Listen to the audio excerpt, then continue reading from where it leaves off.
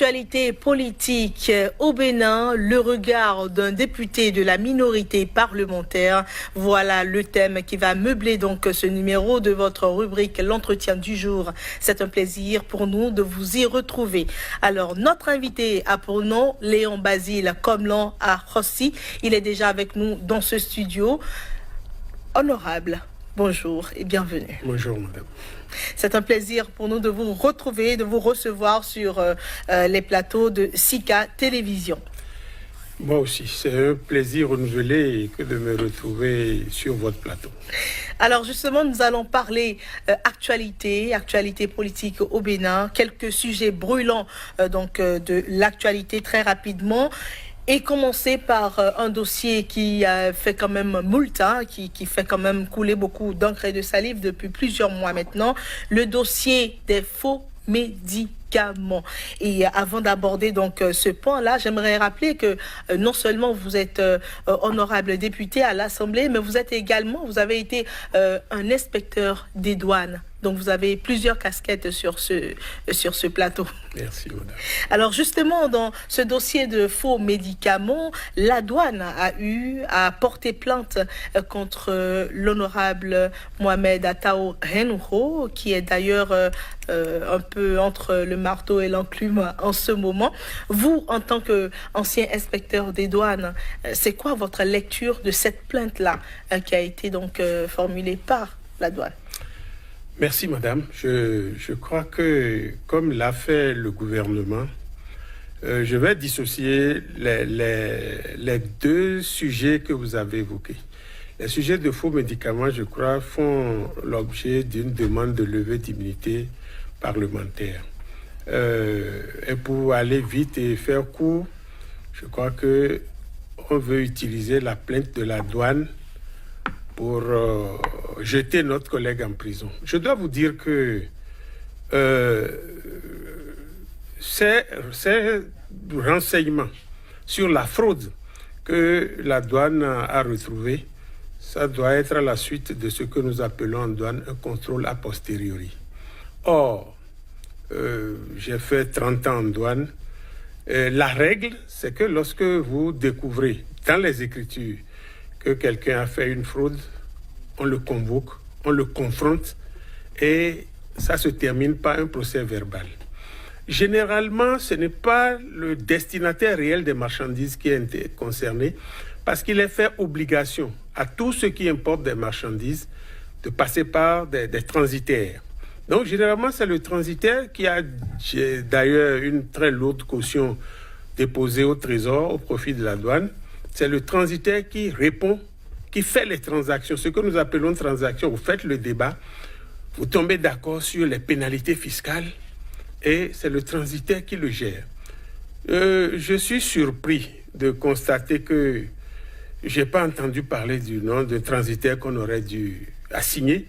C'est le destinataire réel, celui que nous appelons le propriétaire des marchandises, que l'on cite directement. Ça, c'est la première chose que je ne comprends pas bien. La seconde, c'est qu'il n'y a pas eu cette possibilité de transaction. Il n'y a pas eu cette possibilité de transaction parce que c'est vrai que la loi prévoit parfois de façon théorique, c'est ce que nous appelons les cas d'école. La loi prévoit qu'on peut aller en prison, mais de mémoire de douanier, je n'ai pas vu ça. Et donc, on convoque directement le destinataire réel des marchandises. Je dois ajouter que si on doit respecter la procédure, il peut demander la transaction et ça arrête, ça suspend la procédure judiciaire. Dès qu'il demande la transaction, ça suspend la procédure judiciaire. Donc, je ne sais pas ce que ces avocats en disent, ce qu'ils en pensent. Et même mieux, mais lorsque vous êtes devant le tribunal, et que l'intéressé sollicite de retourner à la table de transaction, le tribunal suspend ses délibérations et les laisse faire. Donc, ce qui se passe me paraît un peu exceptionnel, mais je veux voir clair, savoir jusqu'où on veut aller. C'est ça. Mais étant donné qu'il s'agit d'un de vos collègues à l'Assemblée nationale, comment est-ce que cette situation est quand même vécue par les collègues de Mohamed Atao Renouho au tribunal? Oui, nous suivons nous faisons des séances, nous interprétons. L'opinion, c'est que, en fait, le dossier de levée d'immunité étant à l'Assemblée, et le gouvernement ne peut pas en connaître l'issue. On veut passer par ce raccourci, et je crois qu'on veut le punir surtout. Il paraît qu'il a fait outrage au chef de l'État. Je crois que c'est surtout pour ça qu'on veut le punir. Mais je dois dire quelque chose. Tel que le ministre de la Justice se mêle, remplace les magistrats, fait tout, ça gêne. Et je voudrais lui dire que lorsqu'un éléphant se promène dans un magasin de faïence, ce n'est pas bon. Ça fait beaucoup de casse. Et il ne faut pas qu'il soit heureux de faire des casses de ce genre. C'est ça. Oui. Bon, alors nous allons aller vite, parce que comme on l'a dit déjà au début, c'est une question de temps ici. Nous n'avons que 13 minutes, on en a déjà égrené plusieurs. Alors, l'autre chantier, l'autre sujet brûlant de l'actualité, c'est la construction du nouveau siège de l'Assemblée nationale du Bénin qui pose problème depuis plusieurs années. Les travaux sont aux arrêts depuis 2012 maintenant. Le régime actuel trouve qu'il va falloir poursuivre les travaux pour achever ce nouveau siège du Parlement, et il y a des problèmes de qualité des travaux qui ont été faits jusque-là. Vous, étant membre de l'Assemblée nationale, c'est quoi votre lecture? Merci madame. Au fait, le scénario qui s'est passé à l'Assemblée, je crois que c'était jeudi ou vendredi dernier, cela m'a fait sourire. Cela m'a fait sourire parce qu'on sentait que c'est un scénario savamment monté. C'est une communication, je crois, mal préparée. Mal préparée parce qu'avant ça, la conférence des présidents s'est rendue au palais, ils sont allés préparer les choses. On vient et c'est une fois l'an que je vois la télévision venir faire des reportages en direct à l'occasion du discours sur l'état de la nation du chef de l'État. La télévision nationale. La télévision nationale est venue, on a mis des caméras, des lampadaires partout parce que on voulait communiquer directement au peuple les gâchis du régime précédent. Ce n'est pas que je trouve que le spectacle est beau, le spectacle du siège abandonné est beau. Mais tout ce dont on a entouré ça, et puis toutes les communications, le ministre de la Justice, bon, c'est un beau parleur, il est venu d'abord planter le décor, le ministre du cadre de vie est venu, et puis nos collègues députés de la majorité parlementaire ont embouché la trompette.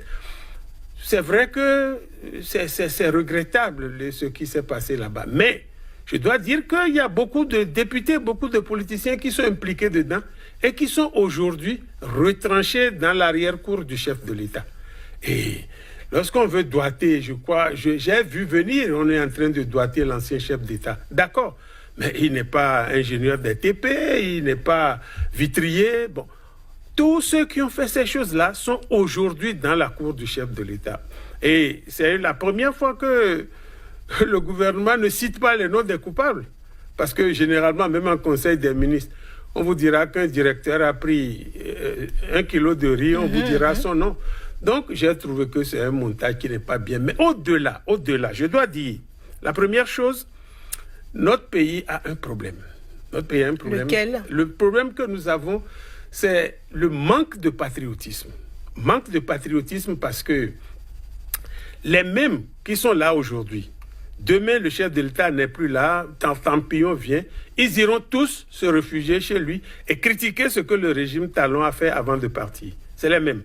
L'autre chose, nous, députés, à qui on demande de voter les lois les yeux fermés, je voudrais nous lancer un appel et nous prévenir que quand le président Talon serait parti, les dégâts seront plus grands que ce qu'on est en train de nous montrer. Ben c'est vous qui le dites. Et je m'en explique.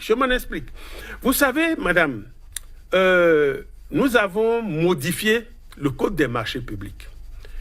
À l'article 52 du nouveau code, la loi 2017-04, on a repris les conditions dans lesquelles on doit exécuter les marchés de gré à gré, qui sont conformes aux directives de l'UEMOA. Mais nous avons ajouté une dernière condition, simple autorisation par le Conseil des ministres. Donc, les marchés publics existent de nom.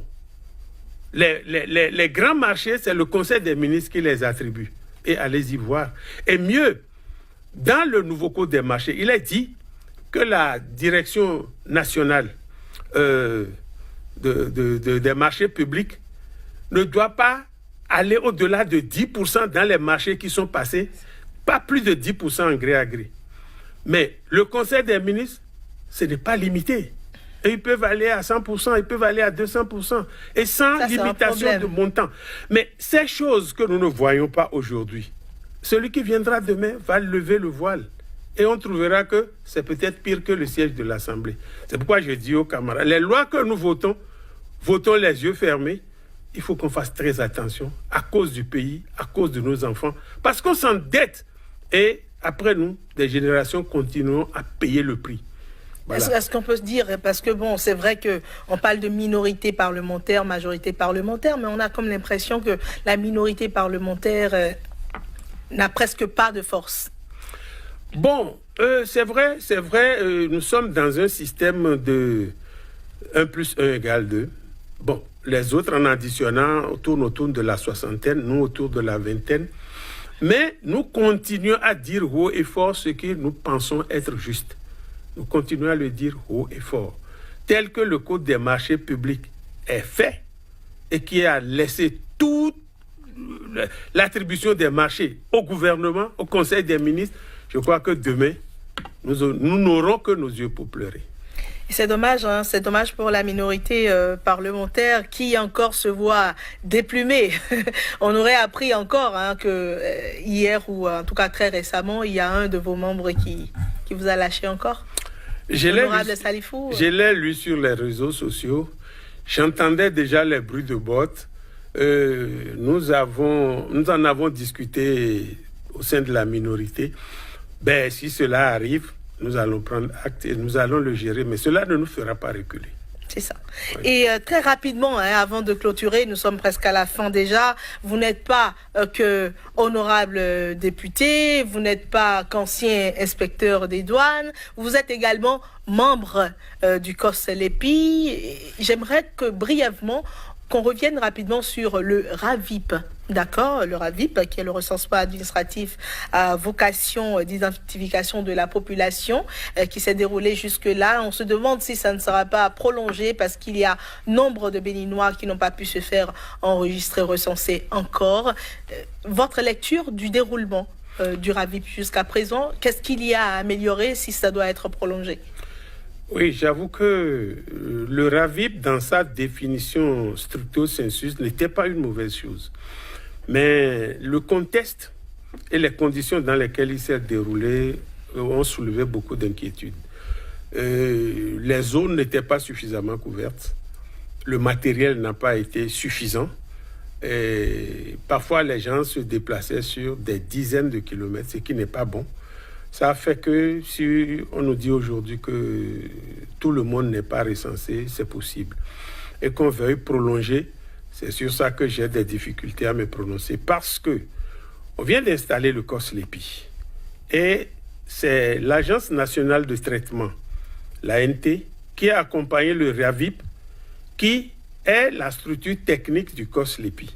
Alors je ne sais pas si l'ANT pourra être au four et au moulin sans mélanger les choses. Sinon, le RAVIP était une opération montée, je dirais, en catimini et puis lancée dans la précipitation. Et c'est ça qui a fait qu'il y a eu beaucoup de doutes. Mais si on peut le faire sans que l'ANT ne soit dérangé dans ses attributions traditionnelles, ce serait tant mieux. En tout cas, nous sommes arrivés déjà à la fin de notre page invitée. Nous aurons d'autres occasions de revenir sur le COS-LEPI proprement dit. Voilà. Merci à vous d'avoir accepté de répondre à nos questions. Honorable Léon Basile Komlon Arossi, ravi.